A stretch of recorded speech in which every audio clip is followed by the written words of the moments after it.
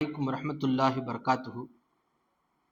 الحمد لله رب العالمين، الصلاة والسلام على سيد المرسلين وعلى آله الطيبين وأصحابه الطاهرين. أما بعد، فقد قال الله تعالى في كلامه المجيد: أعوذ بالله من الشيطان الرجيم بفضل بسم الله الرحمن الرحيم. إياك نعبد وإياك نستعين. யா அல்லாஹ், உன்னையே நாங்கள் வணங்குகிறோம், உன்னிடமே உதவி தேடுகிறோம். இந்த ஆயத்திற்கு விளக்கத்தை பார்க்கும் பொழுது முஃபஸ்ஸிரீன்கள், இபாதத் என்றால் சன்மார்க்க பாஷையிலே ஜில்லத், தன்னை அல்லாஹுக்கு முன்னால் ஒன்றுமில்லாதவராக கருதுவது, தன்னை இழிவுபடுத்திக் கொள்வது அல்லாஹுக்கு முன்னால். இதற்கு பெயர் இபாதத் என்பதாக சொல்கிறார்கள். அதாவது இபாரத்துன் அம்மா யஜ்மாஉ கமாலல் முஹப்பத்தி, முஹப்பத்துடைய பிரியத்துடைய வெளிப்பாடு தான் இபாதத். ஒல் ஹுதூஇ, பணிவுடைய வெளிப்பாடு. மேலும் ஒல் ஹௌஃபி, பயத்துடைய வெளிப்பாடு தான் இபாதத்து, வணங்குவது என்பதாக முஃபஸ்ஸிரீன்கள் நமக்கு ஞாபகப்படுத்துகிறார்கள். இய்யாக்க என்று ஒரு வார்த்தை வந்துவிட்டால், அல்லாஹ் உன்னை தவிர யாரையும் வணங்க மாட்டோம், உன்னை மட்டுமே வணங்குவோம் என்ற ஒரு அர்த்தத்தை தரக்கூடிய ஒரு வார்த்தை தான் இய்யாக்க. லா நஅபுது இல்லா இய்யாக்க, யா அல்லாஹ் உன்னை தவிர வேறு யாரையும் வணங்கவே மாட்டோம், யாருக்கும் வணக்கம் செய்யவே மாட்டோம். வ இய்யாக்க நஸ்தஈன் வலா நத்தவக்கலு இல்லா அலைக்க, உன் மீதே தவிர நாங்கள் யார் மீதும் உறுதி வைக்கவே மாட்டோம், நம்பிக்கை வைக்கவே மாட்டோம், உன்னிடமே உதவி தேடுவோம். என்னுடைய குருநாதர் அவர்கள் சொல்லுவார்கள், வலா நஸ்தஈனு, நாங்கள் உதவி தேட மாட்டோம், உன்னிடமே உதவி தேடுகிறோம் என்று சொன்னால் உன்னையே நாங்கள் உதவிக்கு அழைக்கிறோம். நாங்கள் பார்ப்பதற்கு நீ உதவி செய்ய வேண்டும், நாங்கள் கேட்பதற்கு நீ உதவி செய்ய வேண்டும், நாங்கள் பேசுவதற்கு நீ உதவி செய்ய வேண்டும் என்று ஒவ்வொரு அசைவிலையும் உன்னையே உதவிக்கு அழைக்கிறோம் என்று அவர்கள் தஃப்சீர் செய்வார்கள். எனவே இந்த இய்யாக்க நஅபுது வ இய்யாக்க நஸ்தஈனிலே அனைத்து விஷயங்களையும், இந்த தீனுடைய அனைத்து கருத்துக்களையும் இந்த இரண்டு வார்த்தையிலே, இபாதத் இஸ்தியானத் என்ற இந்த இரண்டு வார்த்தையிலே அடக்கிவிடலாம் என்று முஃபஸ்ஸிரீன்கள் நமக்கு ஞாபகப்படுத்துகிறார்கள். அதைத்தான் முன்னோர்கள், பெரும் பெரும் முஃபஸ்ஸிரீன்கள் சொல்லுவார்கள், அல் ஃபாத்திஹத்து சிர்ருல் குர்ஆன். சூரா ஃபாத்திஹா இருக்கிறதே குர்ஆனுடைய சிர்ராக, அகமியமாக இருக்கிறது. சிர்ருல் ஃபாத்திஹத்தி ஹாதிஹில் கலிமா. ஃபாத்திஹாவுடைய அகமியம் என்ன, சிறு என்ன, உள்ரங்கம் என்னன்னு சொன்னா இய்யாக்க நஅபுது வ இய்யாக்க நஸ்தஈன் என்ற வார்த்தையாக இருக்கிறது. இபாதத் நம்மை ஷிர்கை விட்டும் தவிர்க்கிறது, இஸ்தியானத் நம்மை உதவி தேடுதலை விட்டும் தவிர்க்கிறது. அல்லாஹ்வை தவிர யாரிடமும் நாங்கள் உதவி தேடவும் மாட்டோம், உதவிக்கு அழைக்கவும் மாட்டோம், அல்லாஹ்வை தவிர யாரையும் வணங்கவும் மாட்டோம் என்பதிலே நம்மை உண்மையான முவஹிதீன்களாக ஆக்கக்கூடிய ஒரு ஆயத்து தான் இய்யாக்க நஅபுது வ இய்யாக்க நஸ்தஈனாக இருக்கிறது. மேலும் இதற்கு பலவிதமான தஃப்சீர்களை செய்கிறார்கள். ஏன் அல்லாஹுக்கு வணங்க வேண்டும்? எப்போது ஒரு பொருள், ஒரு ஒரு வஸ்துவை வணக்கத்திற்கு தகுதியானதாக எப்போது மாறும்? ஒரு பொருளை எந்த பொருளா எடுத்தாலும் நாம் வணங்கிவிட முடியுமா? முடியாது. அதற்கென்று ஒரு தகுதி இருக்கிறது. நாம் வணங்க வேண்டும் என்று சொன்னால் முஸ்தஹிக்குன் லில் இபாதத், இபாதத்து செய்வதற்கு ஒவ்வொன்றிற்கும் ஒரு தகுதி இருக்கிறது. அந்த தகுதியெல்லாம் இருந்தால்தான் இபாதத்திற்கு தகுதி உள்ளதா ஆகும்.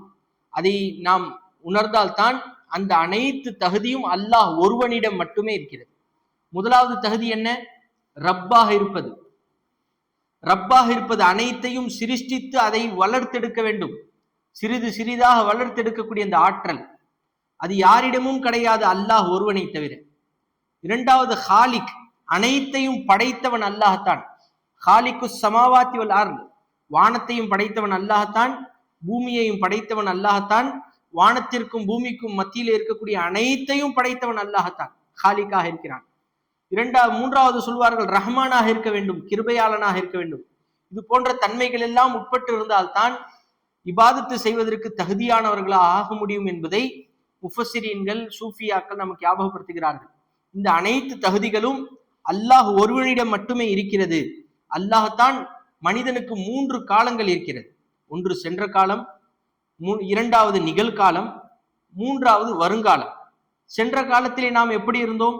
ஒன்றுமே இல்லாமல் இருந்தோம்.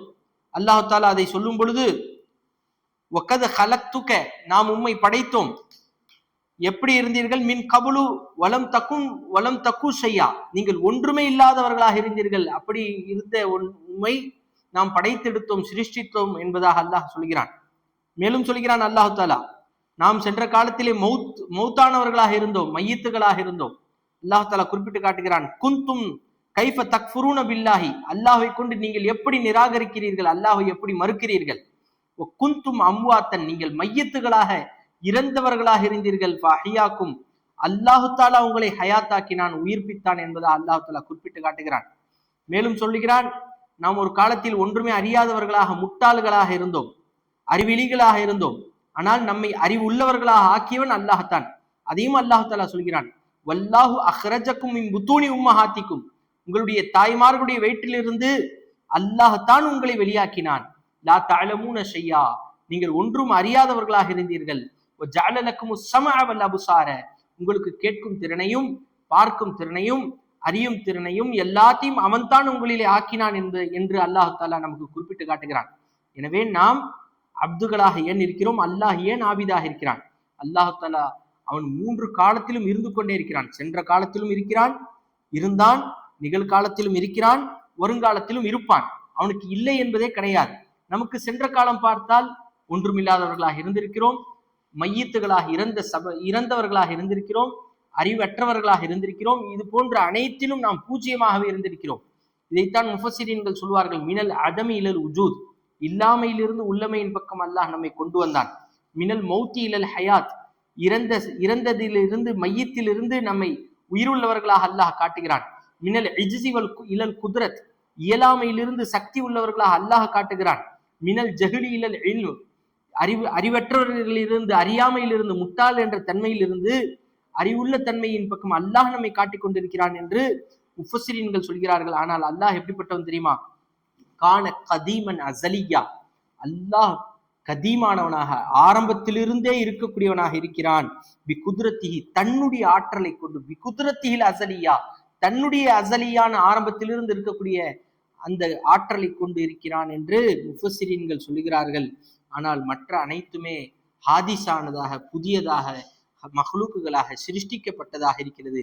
எனவே தான் நாம் அல்லாஹ்வை வணங்குகிறோம், எனவே தான் நாம் அப்தாக இருக்கிறோம். இது போன்ற இயலாமை எல்லாமே குறைவுள்ளதா இருக்குல்ல, அதனால்தான் நாம் அப்து. இது அனைத்திற்கும் சொந்தக்காரனாக இருப்பதின் காரணத்தினால்தான் அல்லாஹ் மஅபூத், வணங்கப்படக்கூடியவனாக இருக்கிறான். இதுதான் இரண்டுக்கும் மத்தியில வித்தியாசம். அப்து ஆபித், அப்து மஅபூத், ஆபிது மஅபூத், இரண்டுக்கும் மத்தியில ஏன் அல்லாஹ் நம்ம வணங்குன்னு? அனைத்திற்கும் தகுதி உள்ளவனா இருக்கிறான் அவன், அனைத்தையும் படைத்தவன் அவன் தான், அனைத்தையும் அறியக்கூடியவன் அவன் தான், அனைத்தையும் சிருஷ்டித்து அனைத்தையும் வளர்த்தெடுப்பவன் அவன் தான், அனைத்தையும் கிருபை செய்யக்கூடியவன் அவன் தான். அனைத்து தன்மைகளுக்கும் அவன் சொந்தக்காரனாக இருப்பதின் காரணத்தினால் நாம் அவனை வணங்குகிறோம். எதற்கும் சொந்தம் இல்லாதவர்களாக இருப்பதின் காரணத்தினால் நாம் வணங்கிக் கொண்டிருக்கிறோம். நாம் அடியார்களாகவே இருக்கிறோம், இயலாமைக்கு சொந்தக்காரர்களாக இருக்கிறோம். இதை வெளிப்படுத்தக்கூடியது தான் இபாதத். இந்த இயலாமையை வெளிப்படுத்தக்கூடியது, இந்த இழிவை வெளிப்படுத்தக்கூடியது தான் இபாதத் என்ற ஒரு வார்த்தையாக இருக்கிறது என்பதை முஃபஸ்ஸிரீன்கள் நமக்கு ஞாபகப்படுத்துகிறார்கள். இபாதத்து செய்தால் பலவிதமான ஃபவாயிதுகள், பிரயோஜனங்கள் இருக்கிறது. நாம் எல்லாம் அதிகமான ஹதீசுகளிலே கேள்விப்பட்டிருப்போம். அல்லாஹ்வை நாம் வழிபட்டு அவனையே நாம் வணங்கி வாழ்ந்தோம் என்று சொன்னால் நம்மை முழுக்க முழுக்க அவனே பொறுப்பில் எடுத்துக்கொள்வான். அல்லாஹு தாலா நம்மையே முழுக்க முழுக்க பொறுப்பில் எடுத்துக்கொள்வான். தப்சீர் அல் ஃபக்ரு ராசியிலே ஒரு சம்பவத்தை குறிப்பிடுகிறார்கள். சஹாபாக்களுடைய காலத்திலே நடந்த ஒரு சம்பவத்தை குறிப்பிடுகிறார்கள். சஹாபி அறிவிக்கிறார்கள், ரஐத்து அராபியன், ஒரு அராபி, ஒரு காட்டரபியை நாங்க பார்த்தோம். அவங்க ஃபி பாபில் மஸ்ஜிதி, அவங்க பாபுல் மஸ்ஜிதுடைய வாசலுக்கு வராங்க. ஒரு ஒட்டகத்தின் மீது வருகிறார்கள். வந்து தரக்கஹா, அதை விட்டு தொழுகை செல்கிறார்கள். தஹலல் மஸ்ஜித, மஸ்ஜிதுக்கு செல்கிறார்கள். சல்லா பி சக்கீனத்தி வல் வகார், மிக அமைதியோடன் மிகவும் அழகான முறையிலே அவர்கள் தொழுகையை முடித்துவிட்டு தஆ பிமா ஷா, அவர்கள் நாடிய துஆக்களை எல்லாம் கேட்டுவிட்டு திரும்புவதை பார்த்தால் நாங்கள் எல்லாம் ஆச்சரியப்பட்டு போயிட்டோம். என்ன அழகா தொழுறாங்க பாரு. ஒட்டகத்தின் மீது வந்தாங்க, அழகா பள்ளிவாசல நுழைஞ்சாங்க, ஒழுவு செஞ்சாங்க, அழகான முறையில தொழுகை நடத்தினாங்க. இதெல்லாம் பார்த்துட்டு ஆச்சரியப்பட்டோம். ஆனா அவங்க வெளியே வரும்போது என்ன ஆச்சு தெரியுமா? ஃபலம்மா ஹரஜ லம் யஜித் நாக்கத்தஹு, வெளியே வந்து பார்த்தா ஒட்டகத்தை காணும். உடனே அல்லாட்ட அதே இடத்துல நின்று துவா கேட்கிறாங்க, யா இலாஹி, ஓ என்னுடைய ரப்பே, அத்தைத்து அமானத்தக்க, உனக்கு செய்ய வேண்டிய காரியத்தை நான் செஞ்சிட்டேன், உனக்கு ஒப்படைக்க வேண்டிய அமானிதத்தை நான் ஒப்படைத்து விட்டேன். ஃபைன அமானத்தி, எனக்கு ஒப்படைக்க வேண்டிய அமானிதம் காணா போயிடுச்சு, எங்க அது அப்படின்னு கேட்டோன்னு என்ன ஆச்சு தெரியுமா? காலர் ராவி ஃபஸித்னா தஅஜுபன், ஏற்கனவே நாங்க ஆச்சரியமா இருந்தோம் இவங்க செய்யறதெல்லாம் பார்த்து, இவங்க தனியா பார்த்து அல்லாட்ட இவங்க உரையாடுறாங்களே, அதை பார்த்தோன்னே இன்னும் எங்களுக்கு ஆச்சரியம் வந்துருச்சு. உடனே என்ன ஆச்சு தெரியுமா? ஹத்தா ஜா ரஜுலுன் அலா நாக்கத்திஹி, இவர்கள் எந்த ஒட்டகத்தை விட்டு விட்டு பள்ளிவாசலுக்கு உள்ளே சென்றார்களோ அந்த ஒட்டகத்தை அழைத்து கொண்டு ஒரு மனிதர் வரார். அந்த மனிதருடைய வக்கது குத்திய எதுகு, அவருடைய கையை துண்டிக்கப்பட்டிருக்கு. ஒரு பொருளை திருடுனா அவருக்கு என்ன தண்டனை? கையை துண்டிக்கணும். அதே போல அவருடைய கையும் துண்டிக்கப்பட்டிருக்கு. துண்டிக்கப்பட்டு சல்லமன் நாக்கத்தை, உடனே அவருடைய அந்த ஒட்டகத்தை இந்த தொழுகை வந்த அந்த ஆராபியிடம் ஒப்படைப்பதையும் நாங்கள் பார்க்கிறோம். மிகவும் ஆச்சரியப்பட்டோம். இந்த சம்பவத்தை சொல்லிட்டு சொல்றாங்க, யார் அல்லாஹுக்கு தர வேண்டிய அமானிதத்தை தந்து விடுகிறார்களோ, அதாவது அல்லாஹுக்கு வழிபட்டு விடுகிறார்களோ, வழிபட்டு கொண்டே இருக்கிறார்களோ, அல்லாஹ் தன்னுடைய அடியார்களுக்கு செய்ய வேண்டியதை செய்வான் என்று சொல்லிவிட்டு அதற்கு உதாரணமாக ஒரு ஹதீஸையும் சொல்கிறார்கள். அதற்கு இப்னு அப்பாஸ் ரலியல்லாஹு தஆலா அன்ஹு அவருடைய கையை பிடித்து நாயகம் ரசூலுல்லாஹி ஸல்லல்லாஹு அலைஹி வஸல்லம் அவர்கள் சொல்வார்கள், யா குலாம், ஓ என்னுடைய குலாமே, யஹ்ஃபல் இல்லா, நீ அல்லாஹ் பாதுகாத்துக்கோ, யஹ்ஃபலுக்க, அல்லாஹ் உன்னை பாதுகாப்பான். அல்லாஹ் பாதுகாப்பது என்பதற்கு பலவிதமான விளக்கங்கள் இருந்தாலும், நீ அல்லாஹுக்கு வழிபடு, அல்லாஹு தாலா உனக்கு உண்டான அனைத்தையும் பாதுகாத்து உனக்கு சேர வேண்டியதை கண்டிப்பாக சேர்த்து வைப்பான் என்பதை நமக்கு முஃபஸ்ஸிரீன்கள் ஞாபகப்படுத்துகிறார்கள் என்று சொன்னால், நாமும் சரியான முறையில வழிபட்டு வாழ்ந்தோம் என்று சொன்னால் நமக்கு இருக்கக்கூடிய தேவைகள் அனைத்தையும் அல்லாஹு தாலா பூர்த்தி செய்ய தயாராக இருக்கிறான். மை யத்தகில்லாஹ யஜஅல் லஹு மஹ்ரஜா, யார் அல்லாஹுக்கு கட்டுப்பட்டு வாழ்வார்களோ அல்லாஹு தாலா அவர்களுக்கு பல விதமான வழிகளை நான் ஏற்படுத்தி தருகிறேன் என்று அல்லாஹ் சொல்கிறான். நான் பொறுப்பில் எடுத்துக் கொள்கிறேன் என்று அல்லாஹ் சொல்கிறான்.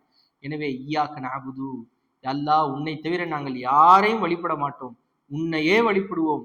இந்த நிலையை வல்லல்லாஹ் நமக்கு ஒவ்வொரு வினாடியும் நமக்கு ஏற்படுத்தி தருவதற்கு தௌஃபீக் செய்வானாக. ஏற்படுத்தி தந்து நம்மை அழகுபடுத்தி பார்ப்பானாக. ஆமீன் யா ரப்பல் ஆலமீன். வ ஆகிரு தஅவானா அல்ஹம்துலில்லாஹி ரப்பில் ஆலமீன். அஸ்ஸலாமு அலைக்கும் வரஹ்மத்துல்லாஹி வபரகாத்துஹு.